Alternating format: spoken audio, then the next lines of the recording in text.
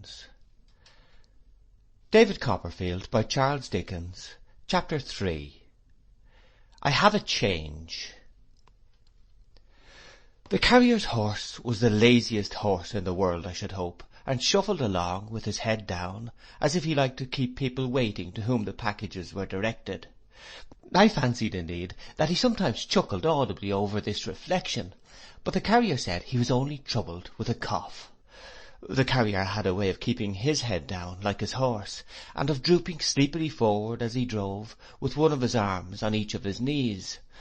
I say drove, but it struck me that the cart would have gone to Yarmouth quite as well without him, for the horse did all that, and as to conversation, he had no idea of it but whistling. Peggotty had a basket of refreshments on her knee, which would have lasted us out handsomely if we had been going to London by the same conveyance. We ate a good deal and slept a good deal. Peggotty always went to sleep with her chin upon the handle of the basket, her hold of which never relaxed, and I could not have believed, unless I had heard her do it, that one defenceless woman could have snored so much.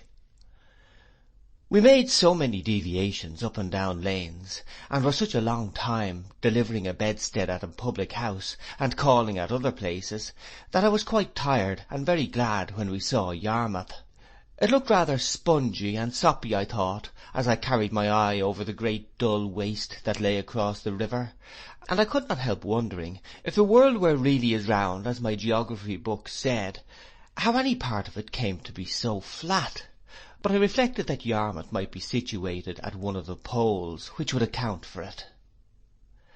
As we drew a little nearer and saw the whole adjacent prospect lying a straight low line under the sky, I hinted to Peggotty that a mound or so might have improved it, and also that if the land had been a little more separated from the sea, and the town and the tide had not been quite so much mixed up, like toast and water, it might have been nicer.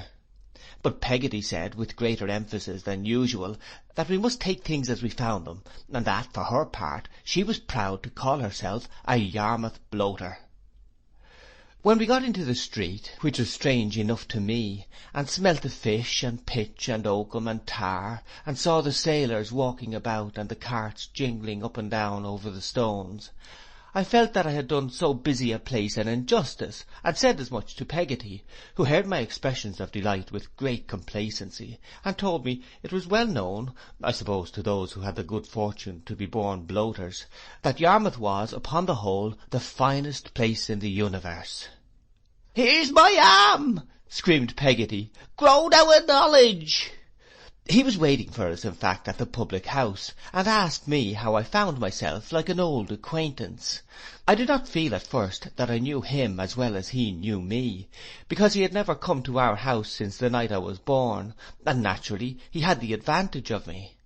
But our intimacy was so much advanced by his taking me on his back to carry me home.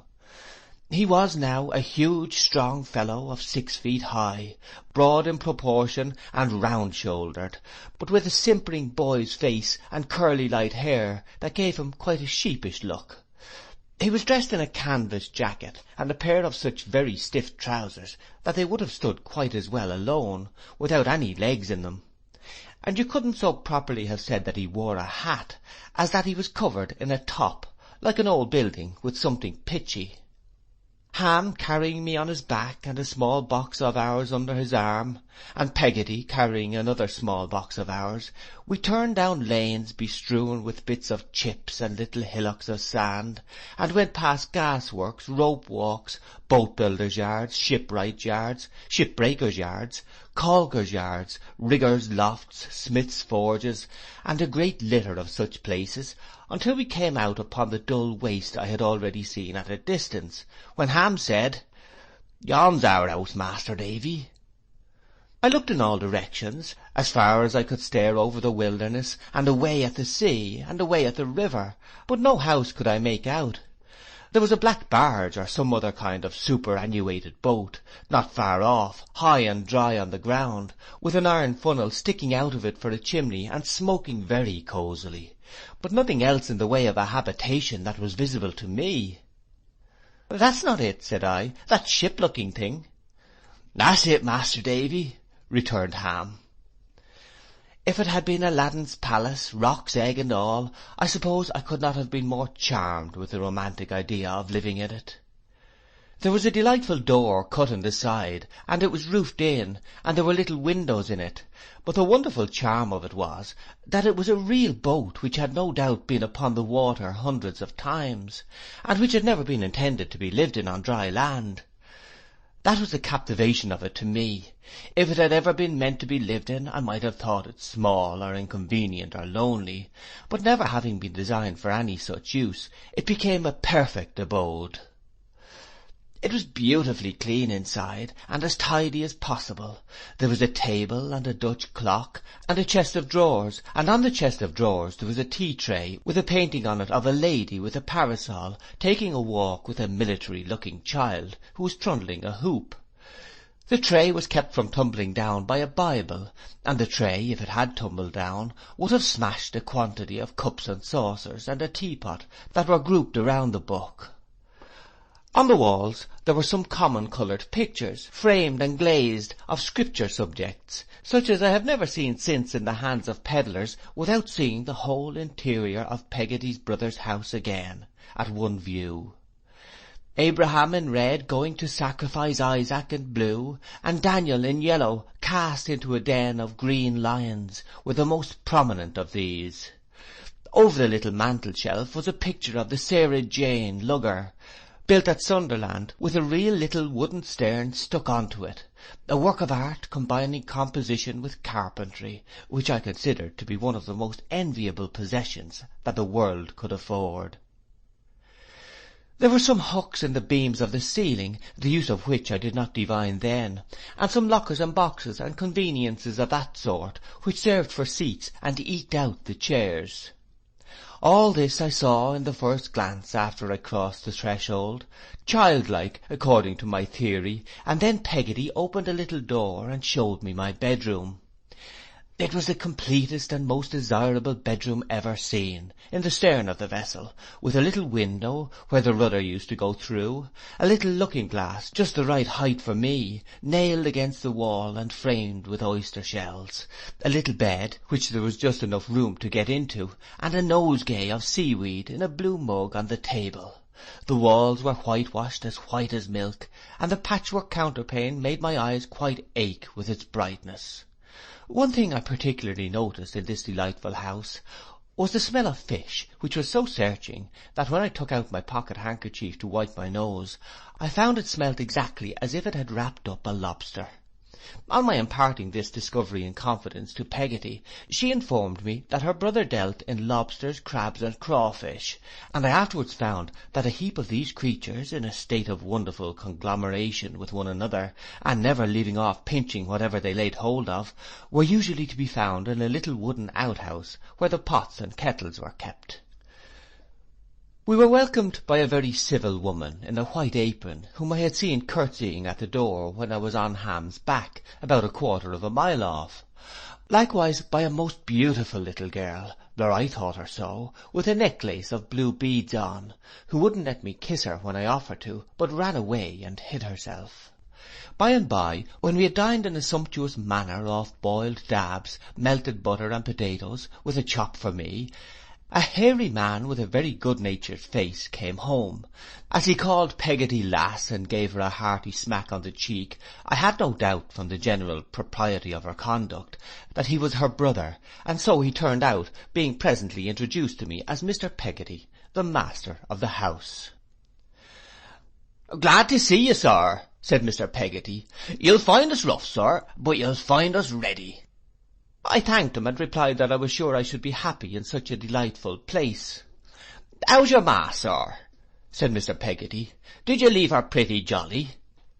I gave Mr. Peggotty to understand that she was as jolly as I could wish, and that she desired her compliments, which was a polite fiction on my part. "I'm much obliged to her, I'm sure," said Mr. Peggotty. "Well, sir, if you can make out here for about a fortnight, long with her," nodding to his sister, "and Ham and little Em'ly, we shall be proud of your company."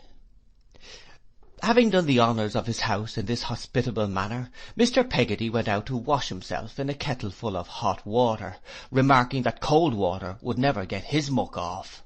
He soon returned greatly improved in appearance, but so rubicund that I couldn't help thinking his face had this in common with the lobsters, crabs and crawfish, that it went into the water very black and came out very red.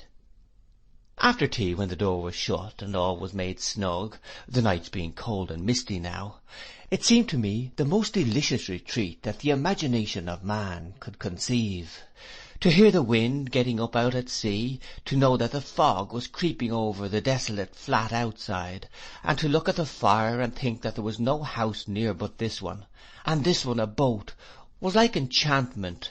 Little Emily had overcome her shyness, and was sitting by my side upon the lowest and least of the lockers, which was just large enough for two, and just fitted into the chimney corner. Mrs. Peggotty, with a white apron, was knitting on the opposite side of the fire. Peggotty, at her needlework, was as much at home with St. Paul and the bit of wax candle as if they had never known any other roof. Ham, who had been giving me my first lesson on all fours, was trying to recollect a scheme of telling fortunes with the dirty cards, and was printing off fishy impressions of his thumb on all the cards he turned. Mr. Peggotty was smoking his pipe. I felt it was a time for conversation and confidence. "Mr. Peggotty," says I. "Sir," says he. "Did you give your son the name Ham because you lived in a sort of ark?" Mr. Peggotty seemed to think it a deep idea, but answered, "No, sir, I never give him no name." "Who gave him that name, then?" I said, putting question number 2 of the catechism to Mr. Peggotty. "Why, sir, his father give it him," said Mr. Peggotty. "I thought you were his father." "My brother Joe was his father," said Mr. Peggotty. "Dead, Mr. Peggotty?" I hinted after a respectful pause. "Drowned dead," said Mr. Peggotty. I was very much surprised that Mr. Peggotty was not Ham's father, and began to wonder whether I was mistaken about his relationship to anybody else there. I was so curious to know that I made up my mind to have it out with Mr. Peggotty. "Little Emily," said I, glancing at her, "she is your daughter, isn't she, Mr. Peggotty?" "No, sir, my brother-in-law Tom was her father." I couldn't help it. "Dead, Mr. Peggotty?" I hinted after another respectful silence. "Drowned dead," said Mr. Peggotty. I felt the difficulty of resuming the subject, but had not got to the bottom of it yet, and must get to the bottom somehow. So I said, "Haven't you any children, Mr. Peggotty?" "No, master," he answered with a short laugh. "I'm a bachelor." "A bachelor?" I said, astonished. "Why, who's that, Mr. Peggotty?" pointing to the person in the apron who was knitting. "That's Mrs. Gummidge," said Mr. Peggotty. "The Gummidge, Mr. Peggotty?" But at this point Peggotty, I mean my own peculiar Peggotty, made such impressive motions to me not to ask any more questions, that I could only sit and look at all the silent company until it was time to go to bed. Then, in the privacy of my own little cabin, she informed me that Ham and little Emily were an orphan nephew and niece, whom my host had at different times adopted in their childhood, when they were left destitute, and that Mrs. Gummidge was the widow of his partner in a boat, who had died very poor. He was but a poor man himself, said Peggotty, but as good as gold and as true as steel. Those were her similes. The only subject, she informed me, on which he ever showed a violent temper or swore an oath, was this generosity of his, and if it were ever referred to by any one of them, he struck the table a heavy blow with his right hand, had split it on one such occasion, and swore a dreadful oath that he would be gormed if he didn't cut and run for good if it were ever mentioned again. It appeared, in answer to my inquiries, that nobody had the least idea of the etymology of this terrible verb passive, to be gormed, but that they all regarded it as constituting a most solemn imprecation. I was very sensible of my entertainer's goodness, and listened to the women's going to bed in another little crib like mine at the opposite end of the boat, and to him and Ham hanging up 2 hammocks for themselves on the hooks I had noticed in the roof, in a very luxurious state of mind, enhanced by my being sleepy, As slumber gradually stole upon me, I heard the wind howling out at sea, and coming across the flats so fiercely, that I had a lazy apprehension of the great deep rising in the night.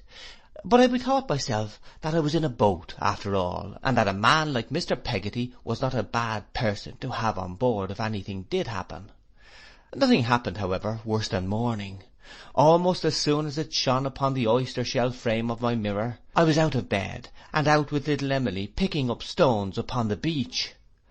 "You're quite a sailor, I suppose," I said to Emily. I don't know that I supposed anything of the kind, but I felt it an act of gallantry to say something, and a shining sail close to us made such a pretty little image of itself at the moment in her bright eye, that it came into my head to say this. "No," replied Emily, shaking her head, "I'm afraid of the sea." "Afraid?" said I, with a becoming air of boldness, and looking very big at the mighty ocean. "I ain't." "Ah, but it's cruel," said Emily. "I have seen it very cruel to some of our men. I have seen it tear a boat as big as our house all to pieces." "I hope it wasn't the boat that father was drownded in," said Emily. "No, not that one. I never see that boat." "Nor him?" I asked her. Little Emily shook her head. "Not to remember." Here was a coincidence. I immediately went into an explanation how I had never seen my own father, and how my mother and I had always lived by ourselves in the happiest state imaginable, and lived so then, and always meant to live so, and how my father's grave was in the churchyard near our house, and shaded by a tree, beneath the boughs of which I had walked and heard the birds sing many a pleasant morning. But there were some differences between Emily's orphanhood and mine, it appeared. She had lost her mother before her father, and where her father's grave was no one knew, except that it was somewhere in the depths of the sea. "Besides," said Emily, as she looked about for shells and pebbles, "your father was a gentleman, and your mother is a lady, and my father was a fisherman, and my mother was a fisherman's daughter, and my uncle Dan is a fisherman." "Dan is Mr. Peggotty, is he?" said I. "Uncle Dan, yonder," answered Emily, nodding at the boat-house. "Yes, I mean him. He must be very good, I should think." "Good," said Emily. "If I was ever to be a lady, I'd give him a sky-blue coat with diamond buttons, nankeen trousers, a red velvet waistcoat, a cocked hat, a large gold watch, a silver pipe, and a box of money." I said I had no doubt that Mr. Peggotty well deserved these treasures. I must acknowledge that I felt it difficult to picture him quite at his ease in the raiment proposed for him by his grateful little niece, and that I was particularly doubtful of the policy of the cocked hat, but I kept these sentiments to myself. Little Emily had stopped, and looked up at the sky in her enumeration of these articles, as if they were a glorious vision. We went on again, picking up shells and pebbles. "Would you like to be a lady?" I said. Emily looked at me, and laughed, and nodded yes. "I should like it very much. We should all be gentlefolk together then, me, and uncle, and Ham, and Mrs. Gummidge. We wouldn't mind then when there comes stormy weather. Not for our own sakes, I mean. We would for the poor fishermen's, to be sure, and we'd help 'em with money when they come to any hurt." This seemed to me to be a very satisfactory and therefore not at all improbable picture. I expressed my pleasure in the contemplation of it, and little Emily was emboldened to say shyly, "Don't you think you are afraid of the sea now?" It was quite enough to reassure me, but I have no doubt that if I had seen a moderately large wave come tumbling in, I should have taken to my heels with an awful recollection of our drowned relations. However, I said no, and added, "You don't seem to be either, though you say you are," for she was walking much too near the brink of a sort of old jetty or wooden causeway we had strolled upon, and I was afraid of her falling over. "I'm not afraid in this way," said little Emily, "but I wake when it blows, and tremble to think of Uncle Dan and Ham, and I believe I hear him crying out for help. That's why I should like so much to be a lady, but I'm not afraid in this way, not a bit. Look here." She started from my side, and ran along a jagged timber which protruded from the place we stood upon, and overhung the deep water at some height, without the least offence. The incident is so impressed on my remembrance, that if I were a draughtsman, I could draw its form here, I dare say, accurately as it was that day, and little Emily springing forward to her destruction, as it appeared to me, with a look that I have never forgotten, directed far out to sea. The light, bold, fluttering little creature turned and came back safe to me, and I soon laughed at my fears, and at the cry I had uttered, fruitlessly in any case, for there was no one near. But there have been times since in my manhood, many times there have been, when I have thought, is it possible, among the possibilities of hidden things, that in the sudden rashness of the child, and her wild look so far off, there was any merciful attraction of her into danger, any tempting her towards him permitted on the part of her dead father, that her life might have a chance of ending that day. There has been a time since when I have wondered, if the life before her could have been revealed to me at a glance, and so revealed that a child could fully comprehend it, and if her preservation could have depended upon a motion of my hand, I ought to have held it up to save her. There has been a time since, I do not say it lasted long, but it has been, when I have asked myself the question, would it have been better for little Emily to have had the waters close over her head that morning in my sight, and when I have answered yes, it would have been.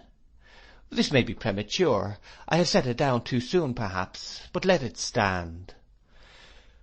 We strolled a long way, and loaded ourselves with things we thought curious, and put some stranded starfish carefully back into the water. I hardly know enough of the race at this moment to be quite certain whether they had reason to be obliged to us for doing so, or the reverse, and then made our way home to Mr. Peggotty's dwelling. We stopped under the lee of the lobster outhouse to exchange an innocent kiss, and went into breakfast glowing with health and pleasure. "Like two young mavishes," Mr. Peggotty said. I knew this meant in our local dialect, like two young thrushes, and received it as a compliment. Of course I was in love with little Emily. I am sure I loved that baby quite as truly, quite as tenderly, with greater purity and more disinterestedness, than can enter into the best love of a later time of life, high and ennobling as it is. I am sure my fancy raised up something round that blue-eyed mite of a child, which etherealized and made a very angel of her. If any sunny forenoon she had spread a little pair of wings, and flown away before my eyes, I don't think I should have regarded it as much more than I had reason to expect. We used to walk about that dim old flat at Yarmouth in a loving manner, hours and hours. The days sported by us, as if Time had not grown up himself yet, but were a child too, and always at play. I told Emily I adored her, and that unless she confessed she adored me, I should be reduced to the necessity of killing myself with a sword. She said she did, and I have no doubt she did. As to any sense of inequality, or youthfulness, or any other difficulty in our way, little Emily and I had no such trouble, because we had no future. We made no more provision for growing older than we did for growing younger. We were the admiration of Mrs. Gummidge and Peggotty, who used to whisper of an evening when we sat lovingly on our little locker side by side, "Lor, isn't it beautiful?" Mr. Peggotty smiled at us from behind his pipe, and Ham grinned all the evening and did nothing else. They had something of the sort of pleasure in us, I suppose, that they might have had in a pretty toy, or a pocket model of the Colosseum. I soon found out that Mrs. Gummidge did not always make herself so agreeable as she might have been expected to do under the circumstances of her residence with Mr. Peggotty. Mrs. Gummidge's was rather a fretful disposition, and she whimpered more sometimes than was comfortable for other parties in so small an establishment. I was very sorry for her, but there were moments when it would have been more agreeable, I thought, if Mrs. Gummidge had had a convenient apartment of her own to retire to, and had stopped there till her spirits revived. Mr. Peggotty went occasionally to a public house called the Willing Mind. I discovered this by his being out on the second or third evening of our visit, and by Mrs. Gummidge's looking up at the Dutch clock between 8 and 9, and saying he was there, and that, what was more, she had known in the morning he would go there. Mrs. Gummidge had been in a low state all day, and had burst into tears in the forenoon when the fire smoked. "I'm a lone, lorn creature," were Mrs. Gummidge's words, when that unpleasant occurrence took place, and everything goes contrary with me. Oh, it'll soon leave off, said Peggotty. I again mean our Peggotty. And besides, you know, it's not more disagreeable to you than to us. I feel it more, said Mrs. Gummidge. It was a very cold day, with cutting blasts of wind. Mrs. Gummidge's peculiar corner of the fireside seemed to me to be the warmest and snuggest in the place, as her chair was certainly the easiest, but it didn't suit her that day at all. She was constantly complaining of the cold, and of its occasioning a visitation in her back which she called the creeps. At last she shed tears on that subject, and said again that she was a lone lorn creature, and that everything went contrary with her. Oh, it is certainly very cold, said Peggotty. Everybody must feel it so. I feel it more than other people, said Mrs. Gummidge. So at dinner, when Mrs. Gummidge was always helped immediately after me, to whom the preference was given as a visitor of distinction, the fish were small and bony, and the potatoes were a little burnt. We all acknowledged that we felt this something of a disappointment, but Mrs. Gummidge said she felt it more than we did, and shed tears again, and made that former declaration with great bitterness. Accordingly, when Mr. Peggotty came home about 9 o'clock, this unfortunate Mrs. Gummidge was knitting in her corner, in a very wretched and miserable condition. Peggotty had been working cheerfully, Ham had been patching up a great pair of water boots, and I, with little Emily by my side, had been reading to them. Mrs. Gummidge had never made any other remark than a forlorn sigh, and had never raised her eyes since tea. "Well, mates," said Mr. Peggotty, taking his seat, "and how are you?" We all said something, or looked something, to welcome him, except Mrs. Gummidge, who only shook her head over her knitting. "What's amiss?" said Mr. Peggotty, with a clap of his hands. "Cheer up, old water." Mr. Peggotty meant old girl. Mrs. Gummidge did not appear to be able to cheer up. She took out an old black silk handkerchief and wiped her eyes, but instead of putting it in her pocket, kept it out and wiped them again, and still kept it out, ready for use. "What's amiss, dame?" said Mr. Peggotty. "Nothing," returned Mrs. Gummidge. "You come from the Willing Mind, Dannel?" "Why, yes, I've took a short spell at the Willing Mind tonight," said Mr. Peggotty. "I'm sorry I should drive you there," said Mrs. Gummidge. "Drive? I don't want no driving," returned Mr. Peggotty with an honest laugh. "I go only too ready." "Very ready," said Mrs. Gummidge, shaking her head and wiping her eyes. "Yes, yes, very ready, and I'm sorry it should be along of me that you're so ready." "Along of you? It ain't along of you," said Mr. Peggotty. "Don't ye believe a bit on it." "Yes, yes, it is," cried Mrs. Gummidge. "I know I am. I know that I'm a lone lorn creature, and not only that everything goes contrary with me, but that I go contrary with everybody. Yes, yes, I feel more than other people do, and I show it more. It's my misfortune." I really couldn't help thinking, as I sat taking all this in, that the misfortune extended to some other members of that family besides Mrs. Gummidge, but Mr. Peggotty made no such retort, only answering with another entreaty to Mrs. Gummidge to cheer up. "I ain't what I could wish myself to be," said Mrs. Gummidge. "I'm far from it. I know I am. My troubles has made me contrary. I feel my troubles, and they make me contrary. I wish I didn't feel 'em, but I do. I wish I could be hardened to 'em, but I ain't. I make the house uncomfortable. I don't wonder at it. I've made your sister so all day, and Master Davy." Here I was suddenly melted and roared out, "No, you haven't, Mrs. Gummidge," in real mental distress. "It's far from right that I should do it," said Mrs. Gummidge. "It ain't a fit return. I had better go into the house and die. I'm a lone, lorn creature, and I'd much better not make myself contrary here. If things must go contrary with me, and I must go contrary myself, let me go contrary in my parish. Dannel, I'd better go into the house, and die and be a riddance." Mrs. Gummidge retired with these words, and betook herself to bed. When she was gone, Mr. Peggotty, who had not exhibited a trace of any feeling but the profoundest sympathy, looked round upon us, and nodding his head with a lively expression of that sentiment still animating his face, said in a whisper, She's been thinking of the old un. I did not quite understand what old one Mrs. Gummidge was supposed to have fixed her mind upon, until Peggotty, on seeing me to bed, explained that it was the late Mr. Gummidge, and that her brother always took that for a received truth on such occasions, and that it always had a moving effect upon him. Some time after he was in his hammock that night, I heard him myself repeat to Ham, "Poor thing, she's been thinking of the old one."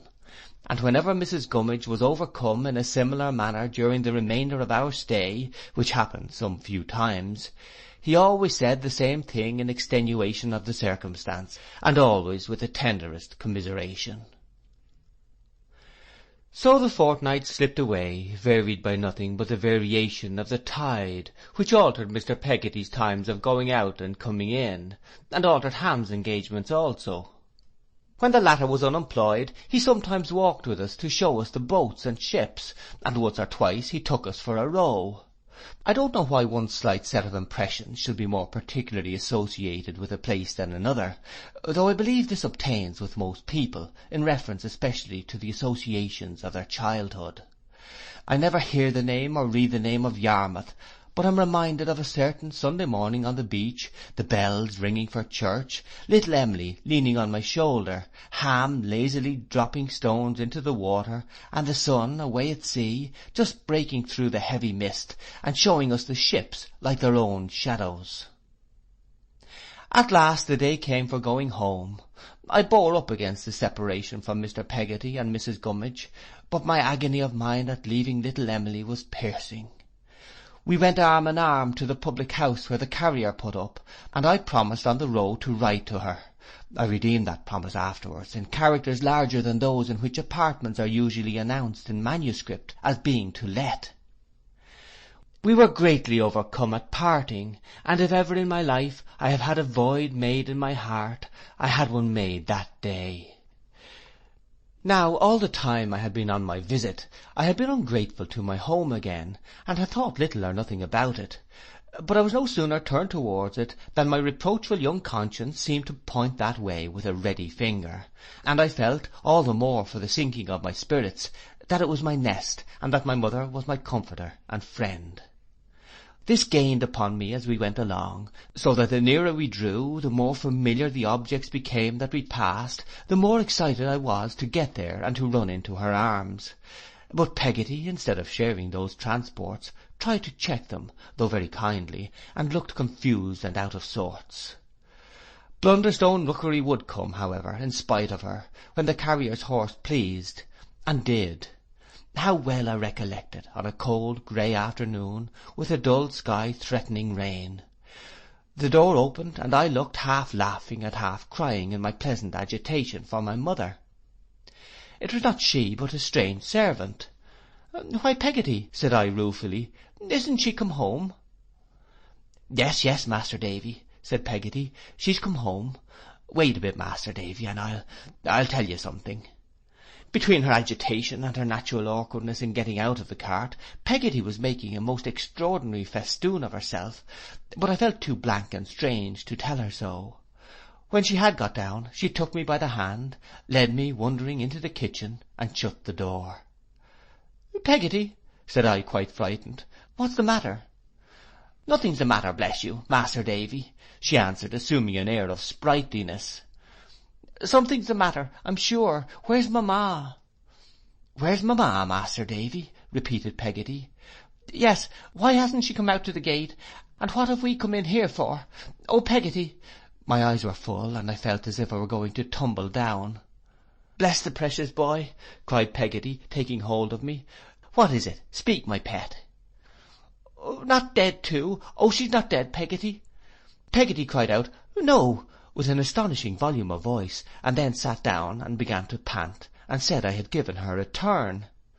I gave her a hug to take away the turn, or to give her another turn in the right direction, and then stood before her, looking at her in anxious inquiry. "You see, dear, I should have told you before now," said Peggotty, "but I hadn't an opportunity. I ought to have made it, perhaps, but I couldn't exactly." That was always the substitute for exactly in Peggotty's militia of words. "Bring my mind to it." "Go on, Peggotty," said I, more frightened than before. 'Master Davy,' said Peggotty, untying her bonnet with a shaking hand, and speaking in a breathless sort of way, 'what do you think? You have got a pa.' I trembled and turned white. Something, I don't know what or how, connected with the grave of the churchyard and the raising of the dead, seemed to strike me like an unwholesome wind. 'A new one,' said Peggotty. 'A new one?' I repeated. Peggotty gave a gasp, as if she were swallowing something that was very hard, and putting out her hand, said, 'Come and see him.' 'I don't want to see him.' 'And your mamma,' said Peggotty. I ceased to draw back, and we went straight into the best parlour, where she left me.